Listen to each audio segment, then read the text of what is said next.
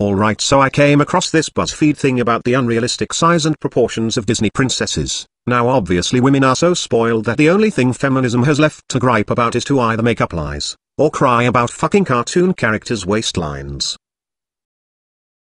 So I just had to be a smartass and tweet this. It's getting pretty bad when the feminazis are now bitching about the waistlines of fictitious creatures. Keep in mind you can't say that Ariel is not realistically proportioned for a mermaid, because mermaids aren't even real to begin with, and this isn't even a one-time thing. They've done this with My Little Pony. It began with the bitching about the end of season 3 reinforcing gender boundaries. The spin-off Equestria Girls pissed off some feminists because their waists were thin, and they all had the same body type. This quickly brought up the fact that My Little Pony Friendship is Magic had thinner, more sexy bodies than the 1980s versions. I guess the big fear is it will cause livestock to develop anorexia or something. Eat something, you skinny bitch. Now some would argue that exaggerated body proportion on cartoon animals wouldn't affect human females. P.S. I done gave up on trying to differentiate between effect and effect. I'm just gonna use the gender-neutral affect from now on. Razor, what do you mean use the gender-neutral affect? That has nothing to do with gender. Affect is a verb. Affect is a noun. Paul, considering I don't know the difference between a noun and a verb, that's not helping. You know, if you are going to communicate to your audience in a manner that shows off your grammar, you might want to consider actually polishing your grammar so you don't come off looking so illiterate. Actually, Kate, I have to correct you. You used the word manner when you meant manner. Manner, as in mannerism, and manor as in mansion. Shouldn't you be sticking your face in a Kool-Aid pitcher and making videos? Hey, shouldn't you be getting drunk and making posts about supporting gynocentric male exploitation, like other female MRAs are so commonly doing these days? Don't you two need to be somewhere? Anyhow, some would argue that body proportionality of animals wouldn't affect human women. However, can I just show you this? Well, if they're going to stretch their necks out like a giraffe, maybe little girls would go anorexic to be thin like Rainbow Dash. However, I call bollocks on the whole thing. If skinny ponies, mermaids, and princesses, made girls have eating disorders, there wouldn't be so many fat women. Or maybe they grow up to be fat because pussy-begging males prop them up, and if wives got off their stay-at-home twats and did something, they'd shed some pounds. Or who knows, maybe Disney just needs to draw their mermaids even thinner, get some more anorexia and bulimia going, and the women will slim themselves down. Bulimia, ain't that some shit right there? So in America, you make fun of other people for not being thin. That is strange. So, you women in America, eat food, and then throw it up.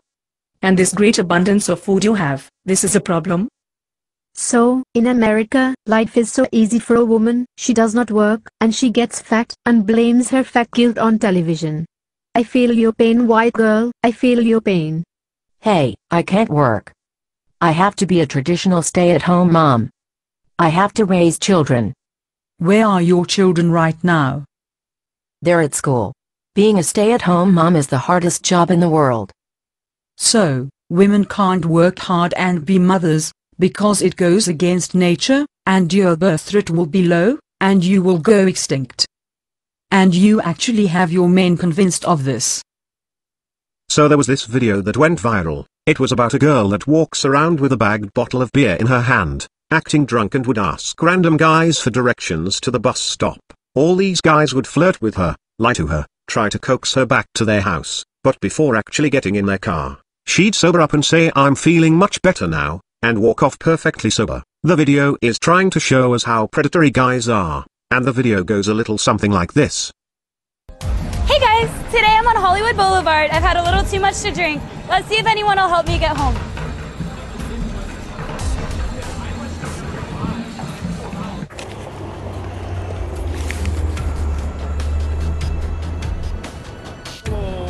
Where you going? Hi. Hey. How are you? What's your name? I'm Jennifer. I'm trying to find the bus to Culver City. The bus?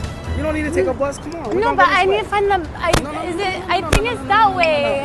Culver City. We're gonna go somewhere Can you else. help me? We're gonna go somewhere else. Where are we gonna go? To my house. Wait, but that's not. There's a bus line at my house. The bus? Hey. Where's the bus? The bus to right Culver? here.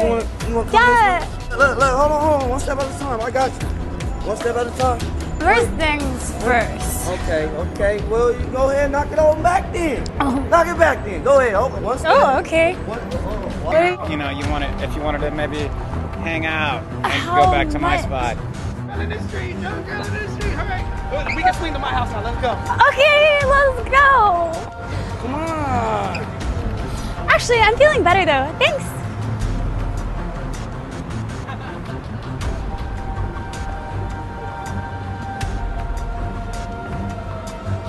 Well, it turns out that she wasn't the only one in the video acting. All the men that were preying on her were actors. The whole video was a hoax. What's even more interesting is, these men weren't fully aware of the use of the video.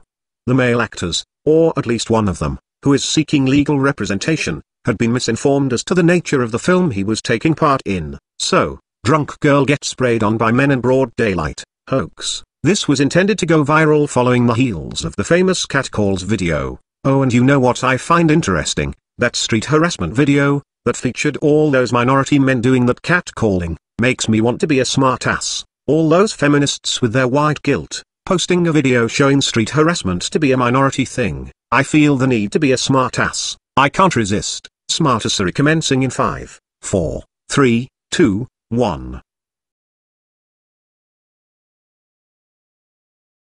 I seriously hope that picture I just made and tweeted and tumbled, goes viral. And now on to really bad news. Twitter has partnered up with WOM, Women Action Media. I will provide links to this. Here is an excerpt from a report on it. The following is a journalist quoting another journalist, and then commenting on that quote. I'll use two different voices. There's reason to think that WOM's involvement will do some good. As anyone who has reported abuse on Twitter can tell you, pretty much anything is better than the current system. And a woman's group might also be much better at sussing out what is and isn't sexist harassment than the mostly male staff at Twitter. But WOM also has experience in this sort of thing. Last summer, the group decided to run a campaign shaming Facebook over the proliferation of pro-rape and other anti-woman hate groups that escape censure by declaring themselves humor pages. Facebook responded by cracking down on this kind of content. Twitter has wisely chosen to work with WOM directly rather than go through that sort of public shaming, and hopefully this collaboration will be mutually beneficial. Mutually beneficial?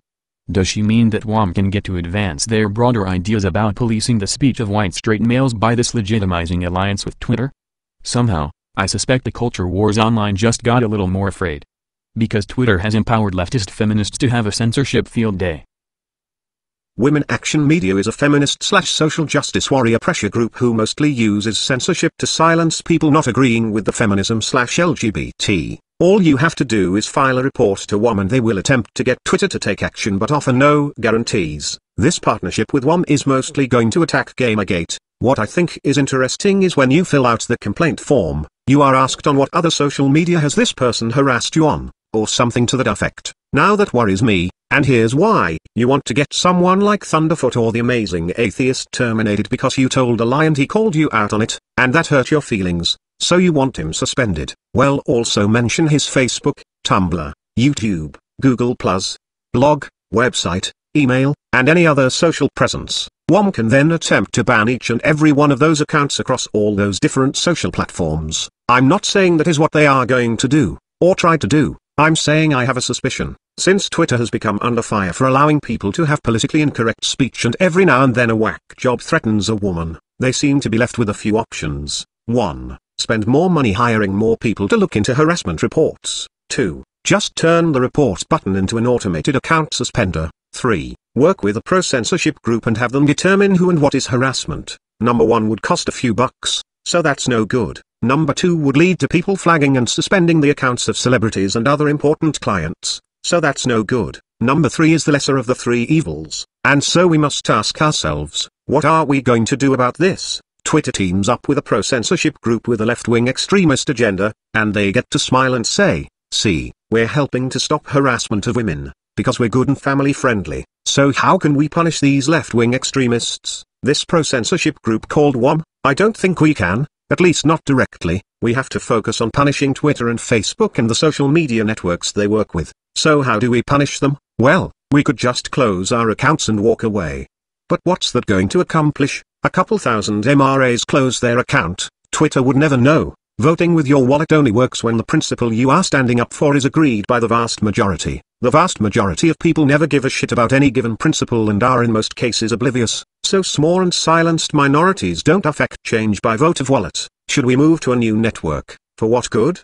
What good is tweeting on the low-traffic network? That's like advertising by targeting the population of Death Valley. We have to exist on the most popular networks. Besides, the censorship efforts of the left-wing extremists will just carry over to each and every new network. The problem here is we live in a pro-censorship culture. America at least has the First Amendment of the Constitution to protect our freedom of speech, though this only applies to what government is not allowed to do, but at least it's there to motivate the American public into believing in free speech. But nonetheless, we are becoming a forever more pro-censorship culture. There are two basic things that get censored in our culture. 1. Obscenity, particularly sex. This censorship normally comes from the extreme right. 2. Political incorrectness. This censorship normally comes from the extreme left. We must fight against censorship, demonizing all pro-censorship people, or more accurately exposing them for the truly horrible human beings they are. People who employ censorship do so because they're liars, they're wrong, and they know it. If evil is a thing,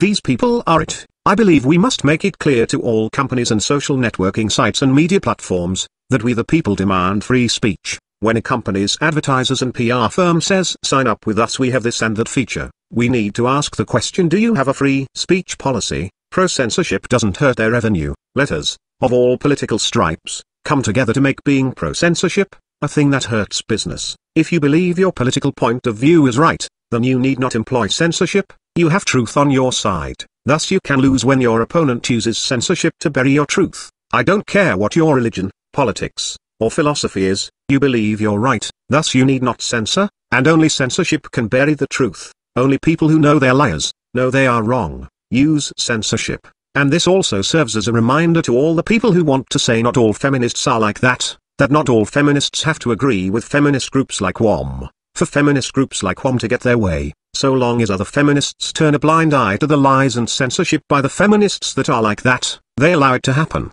I fight against the tradcans, I fight against the feminists, I fight against the social justice warriors, but I will also defend their right to speak their piece. All good and decent human beings will fight for their opponent's right to speak. Let all of us bitter enemies, who believe ourselves to be good human beings, come together and agree to not censor our opponents no matter how disgusting we find them, or their message, to be.